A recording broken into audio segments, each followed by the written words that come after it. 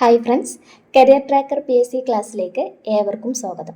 അപ്പോൾ നമ്മൾ ഇന്ന് ഡിസ്കസ് ചെയ്യാൻ പോകുന്ന ടോപ്പിക് എന്ന് പറയുന്നത് ലാറ്റിൻ അമേരിക്കൻ റവല്യൂഷനാണ്, അതല്ലെങ്കിൽ ലാറ്റിൻ അമേരിക്കൻ വിപ്ലവമാണ്. അപ്പോൾ ലാറ്റിൻ അമേരിക്ക എന്ന് പറയുന്നത് നമ്മുടെ ഭൂപടത്തിലെ പടിഞ്ഞാറ് ഭാഗത്ത് വടക്കേ അമേരിക്കയുടെ തെക്കായിട്ട് കാണപ്പെടുന്ന തെക്കേ അമേരിക്ക, അതായത് തെക്ക് ഭാഗത്തായിട്ട് കാണപ്പെടുന്ന തെക്കേ അമേരിക്കയാണ് ലാറ്റിൻ അമേരിക്കൻ ഭൂഖണ്ഡം എന്ന പേരിൽ അറിയപ്പെടുന്നത്. പിന്നെ എന്തുകൊണ്ടാണ് ഇത് ലാറ്റിൻ അമേരിക്ക എന്ന പേരിൽ അറിയപ്പെടുന്നതെന്ന് ചോദിച്ചാൽ, പണ്ട് കാലത്തെ തെക്കേ അമേരിക്കയിലെ പല രാജ്യങ്ങളും അല്ലെങ്കിൽ പല സ്ഥലങ്ങളും സ്പെയിൻ, പോർച്ചുഗൽ, ഹോളണ്ട് തുടങ്ങിയ രാജ്യങ്ങളുടെ കോളനിയായിരുന്നു.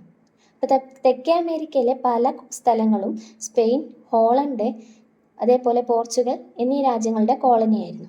അപ്പോൾ ഈ രാജ്യങ്ങളുടെ കോളനി ആയതുകൊണ്ട് തന്നെ ഈ രാജ്യങ്ങളുടെ ഭാഷയായ ലാറ്റിൻ ഭാഷയായിരുന്നു ഈ തെക്കേ അമേരിക്കയിലെ പല സ്ഥലങ്ങളിലും ഉപയോഗിച്ചിരുന്നത്, അല്ലെങ്കിൽ പല സ്ഥലങ്ങളിലും അവർ കൂടുതലായും സംസാരിച്ചിരുന്നത്. ഈ കോളനികളിലെ പ്രധാന ഭാഷ എന്ന് പറയുന്നത് ഈ സ്പെയിൻ, ഹോളണ്ട്, പോർച്ചുഗൽ എന്നീ രാജ്യങ്ങളുടെ ഭാഷയായിരുന്നു. അതുകൊണ്ടാണ് ഇത് ലാറ്റിൻ അമേരിക്ക എന്ന പേരിൽ അറിയപ്പെട്ടിരുന്നത്. അപ്പോൾ ലാറ്റിൻ അമേരിക്കൻ വിപ്ലവം എന്താണെന്ന് വെച്ചാൽ, സ്പെയിൻ, പോർച്ചുഗൽ, ഹോളണ്ട് എന്നീ രാജ്യങ്ങളുടെ കടന്നുകയറ്റത്തിനെതിരെ പ്രവർത്തിച്ചത്, അല്ലെങ്കിൽ കടന്നുകയറ്റത്തിനെതിരെ തെക്കേ അമേരിക്കയിൽ നടന്ന വിപ്ലവമായിരുന്നു ലാറ്റിൻ അമേരിക്കൻ വിപ്ലവം എന്ന് പറയുന്നത്. നമ്മൾ പറഞ്ഞു, സ്പാനിഷ്, പോർച്ചുഗൽ കോളനിയായിരുന്നു തെക്കേ അമേരിക്കയിലെ ഒരുവിധ മിക്ക സ്ഥലങ്ങളും. അപ്പോൾ അതുകൊണ്ട് തന്നെ ആ രാജ്യത്തിൻ്റെ ഭാഷയായിരുന്നു അവർ കൂടുതലായിട്ടും സംസാരിച്ചിരുന്നത്. അവരുടെ ഭാഷ ആ രാജ്യങ്ങളുടെ ഭാഷ എന്ന് പറയുന്നത് പ്രധാനമായും ലാറ്റിൻ ആയിരുന്നു. അതുകൊണ്ട് ഈ പ്രദേശങ്ങൾ ലാറ്റിൻ അമേരിക്ക എന്ന പേരിൽ അറിയപ്പെട്ടു. അവരുടെ കോളനികൾ അറിയപ്പെട്ടിരുന്നത്, തെക്കേ അമേരിക്കയിലെ പല സ്ഥലങ്ങളും അറിയപ്പെട്ടിരുന്നത് ലാറ്റിൻ അമേരിക്ക എന്ന പേരിലായിരുന്നു. ഇനി ലാറ്റിൻ അമേരിക്കൻ പ്രദേശങ്ങളുടെ ഔദ്യോഗിക ഭാഷ എന്ന് പറയുന്നത് സ്പാനിഷാണ്. ഇനി നമ്മുടെ ലാറ്റിൻ അമേരിക്ക വിപ്ലവം തുടങ്ങുന്നത് 19-ാം നൂറ്റാണ്ടിലാണ്. 19-ാം നൂറ്റാണ്ടിൻ്റെ തുടക്കത്തിലാണ് ലാറ്റിൻ അമേരിക്കൻ വിപ്ലവത്തിന് തുടക്കം കുറിക്കുന്നത്.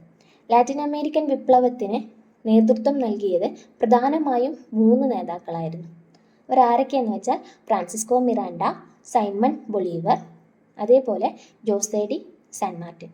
അപ്പോൾ ഇവർ 3 പേരുമായിരുന്നു നമ്മുടെ ലാറ്റിൻ അമേരിക്കൻ വിപ്ലവത്തിന് നേതൃത്വം നൽകിയ വ്യക്തികൾ എന്ന് പറയുന്നത്. അതിൽ നമുക്ക് ആദ്യം ഫ്രാൻസിസ്കോ മിറാണ്ടയെ കുറിച്ച് പറയാം. ഫ്രാൻസിസ്കോ മിറാണ്ടയാണ് ലാറ്റിൻ അമേരിക്കൻ വിപ്ലവത്തിന് തുടക്കം കുറിക്കുന്നത്. അപ്പോൾ ലാറ്റിൻ അമേരിക്കൻ വിപ്ലവം തുടങ്ങി വെക്കുന്നത് ആരാണെന്ന് ചോദിച്ചാൽ, അല്ലെങ്കിൽ ലാറ്റിൻ അമേരിക്കൻ വിപ്ലവത്തിൻ്റെ തുടക്കക്കാരൻ ആരാണെന്ന് ചോദിച്ചാൽ അത് ഫ്രാൻസിസ്കോ മിറാണ്ടയാണ്. ഫ്രാൻസിസ്കോ മിറാണ്ട തുടങ്ങി വെച്ചെങ്കിലും അദ്ദേഹത്തിന് അത് പൂർത്തീകരിക്കാൻ കഴിഞ്ഞില്ല. ഫ്രാൻസിസ്കോ മിറാണ്ട വിപ്ലവത്തിന് തുടക്കം കുറിച്ചെങ്കിലും ഗവൺമെൻറ് എന്ത് ചെയ്തു? അതിനെ അടിച്ചമർത്തുകയാണ് ചെയ്തത്. അപ്പോൾ വിപ്ലവം തുടങ്ങാൻ ആർക്ക് കഴിഞ്ഞു എന്ന് ചോദിച്ചാൽ അത് ഫ്രാൻസിസ്കോ മിറാണ്ടക്ക് കഴിഞ്ഞു. പക്ഷെ അത് പൂർത്തീകരിക്കാനായിട്ട് അദ്ദേഹത്തിന് കഴിഞ്ഞില്ല. ഇനി അദ്ദേഹം എവിടെയാണ് വിപ്ലവം ആരംഭിച്ചത്? ഫ്രാൻസിസ്കോ മിറാണ്ട ലാറ്റിൻ അമേരിക്കൻ വിപ്ലവം ആരംഭിച്ചത് ഏത് രാജ്യത്താണ് എന്ന് ചോദിച്ചാൽ അത് വെനിസുലയാണ്. അപ്പോൾ വെനിസുലയിൽ വിപ്ലവം ആരംഭിച്ച വ്യക്തിയാണ് ആര്? Francisco Miranda. ഇനി സൈമൺ ബൊളീവറാണ് അടുത്ത നേതാവ്, അല്ലെങ്കിൽ ലാറ്റിൻ അമേരിക്കൻ വിപ്ലവത്തിന് നേതൃത്വം നൽകിയ മറ്റൊരു വ്യക്തിയായിരുന്നു സൈമൺ ബൊളീവർ. സൈമൺ ബൊളീവർ എന്ന് പറയുമ്പോൾ അദ്ദേഹത്തിൻ്റെ ജന്മദേശം വെനിസുലയായിരുന്നു. അതുകൊണ്ട് തന്നെ വെനിസുലയെ സ്വാതന്ത്ര്യത്തിലേക്ക് നയിച്ചത് സൈമൺ ബൊളീവർ ആണെന്ന് പറയാം. അപ്പോൾ സൈമൺ ബൊളീവറാണ് വെനിസുലയ്ക്ക് സ്വാതന്ത്ര്യം നേടിക്കൊടുത്തത്, അല്ലെങ്കിൽ വെനിസുല എന്ന രാജ്യത്തിന് സ്വാതന്ത്ര്യം നേടിക്കൊടുത്തത്. വെനിസുലക്ക് മാത്രമല്ല, ഇക്വഡോർ, പെറു തുടങ്ങിയ രാജ്യങ്ങൾക്കും സൈമൺ ബൊളീവർ സ്വാതന്ത്ര്യം നേടിക്കൊടുത്തു. അപ്പോൾ വെനിസുല, ഇക്വഡോർ, പെറു തുടങ്ങിയ ഈ രാജ്യങ്ങൾക്കൊക്കെ സ്വാതന്ത്ര്യം നേടിക്കൊടുത്തത് സൈമൺ ബൊളീവറാണ്. അപ്പോൾ അതുകൊണ്ട് തന്നെ ഒരു രാജ്യത്തിൻ്റെ സ്വാതന്ത്ര്യ സമര സേനാനിയോ അല്ലെങ്കിൽ ഒരു രാജ്യത്തിന് മാത്രം സ്വാതന്ത്ര്യം നേടിക്കൊടുത്ത വ്യക്തിയോ അല്ല സൈമൺ ബൊളീവർ. ഒരുപാട് രാജ്യങ്ങളുടെ വിമോചകനാണ് സൈമൺ ബൊളീവർ. അപ്പോൾ അതുകൊണ്ട് തന്നെ അദ്ദേഹം അറിയപ്പെടുന്നത് ലാറ്റിൻ അമേരിക്കൻ രാജ്യങ്ങളുടെ വിമോചകൻ എന്ന പേരിലാണ്. അപ്പോൾ ലാറ്റിൻ അമേരിക്കൻ രാജ്യങ്ങളുടെ വിമോചകൻ എന്നറിയപ്പെടുന്നത് ആരാണെന്ന് ചോദിച്ചാൽ അത് സൈമൺ ബൊളീവറാണ്. അതേപോലെ തെക്കേ അമേരിക്കയിലെ ജോർജ് വാഷിങ്ടൺ എന്നറിയപ്പെടുന്നതും സൈമൺ ബൊളീവറാണ്. ജോർജ് വാഷിങ്ടൺ നമുക്കറിയാം അല്ലേ, വടക്കേ അമേരിക്കയിലെ ഒരു നേതാവായിരുന്നു ജോർജ് വാഷിങ്ടൺ. അതായത് അമേരിക്കയുടെ ദേശീയ പിതാവായിരുന്നു ജോർജ് വാഷിങ്ടൺ. അപ്പോൾ തെക്കേ അമേരിക്കയിലെ വാഷിങ്ടൺ അല്ലെങ്കിൽ തെക്കേ അമേരിക്കയിലെ ജോർജ് വാഷിങ്ടൺ എന്ന പേരിൽ അറിയപ്പെടുന്നത് നമ്മുടെ സൈമൺ ബൊളീവറാണ്.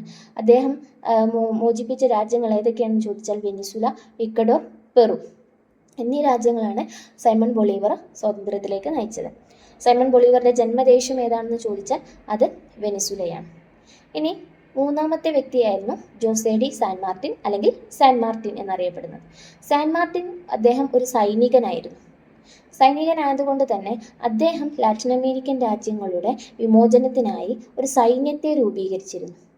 ആ സൈന്യത്തിൻ്റെ പേരായിരുന്നു ആൻഡീസ് സൈന്യം. അപ്പോൾ ആൻഡീസ് സൈന്യം രൂപീകരിച്ചത് ആര് എന്ന് ചോദിച്ചാൽ അത് ജോസേ ഡി സാൻ മാർട്ടിനാണ്. ആൻഡീസ് സൈന്യം ഏത് വിപ്ലവവുമായി ബന്ധപ്പെട്ടിരിക്കുന്നു എന്ന് ചോദിച്ചാൽ ലാറ്റിൻ അമേരിക്കൻ വിപ്ലവമാണ്. അപ്പോൾ അദ്ദേഹം ഒരു സൈനികനാണ്. അദ്ദേഹം സാൻ മാർട്ടിൻ ആരംഭിച്ച സൈന്യത്തിൻ്റെ പേരാണ് ആൻഡീസ് സൈന്യം. ഇനി അദ്ദേഹം ആണ് അർജന്റീന എന്ന രാജ്യത്തെ സ്വാതന്ത്ര്യത്തിലേക്ക് നയിച്ചത്. അപ്പോൾ അർജന്റീനയുടെ സ്വാതന്ത്ര്യത്തിലേക്ക് നയിച്ച വ്യക്തി ആരാണെന്ന് ചോദിച്ചാൽ അത് നമ്മുടെ സാൻ മാർട്ടിനാണ്. അർജന്റീന, ചിലി തുടങ്ങിയ രാജ്യങ്ങൾ പോരാട്ടത്തിന് നേതൃത്വം നൽകിയ വ്യക്തിയാണ് Jose de San Martin. Latin American രാജ്യങ്ങളുടെ സംരക്ഷകൻ എന്നറിയപ്പെടുന്നതും ആരാണ്? സാൻ മാർട്ടിനാണ്.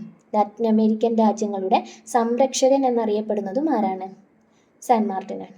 അപ്പം അർജന്റീന എന്ന് പറയുന്നത് സ്പെയിനിൻ്റെ കോളനിയായിരുന്നു. അപ്പോൾ സ്പെയിനിൽ നിന്നും അർജന്റീനയെ മോചിപ്പിച്ചത് നമ്മുടെ ജോസേ ഡി സാൻ മാർട്ടിനാണ്. അർജന്റീനയെ മാത്രമല്ല ചിലിയെയും അദ്ദേഹം സ്വാതന്ത്ര്യത്തിലേക്ക് നയിച്ചു. അപ്പോൾ സാൻ മാർട്ടിൻ എന്ന് പറയുന്നതും ഫ്രാൻസിസ്കോ മിറാണ്ടയും സൈമൺ ബൊളീവറുമാണ് നമ്മുടെ ലാറ്റിൻ അമേരിക്കൻ വിപ്ലവത്തിന് നേതൃത്വം നൽകിയ വ്യക്തികളെന്ന് പറയുന്നത്. ലാറ്റിൻ അമേരിക്കൻ രാജ്യങ്ങളുടെ വിമോചകൻ എന്നറിയപ്പെടുന്നത് സൈമൺ ബൊളീവറാണ്. അതേപോലെ തന്നെ നമുക്ക് പറയാൻ പറ്റുന്ന മറ്റൊരു കാര്യമാണ്, സൈമൺ ബൊളീവർ ലാറ്റിൻ അമേരിക്കൻ അല്ലെങ്കിൽ തെക്കേ അമേരിക്കയുടെ വടക്ക് ഭാഗത്താണ് പ്രവർത്തനങ്ങൾ നടത്തിയിരുന്നതെങ്കിൽ അല്ലെങ്കിൽ വിപ്ലവം നയിച്ചിരുന്നത് എങ്കിൽ നമ്മുടെ സാൻ മാർട്ടിൻ തെക്ക് ഭാഗത്തുള്ള പ്രദേശങ്ങളുടെ വിമോചനത്തിനായിരുന്നു പ്രവർത്തിച്ചിരുന്നത്.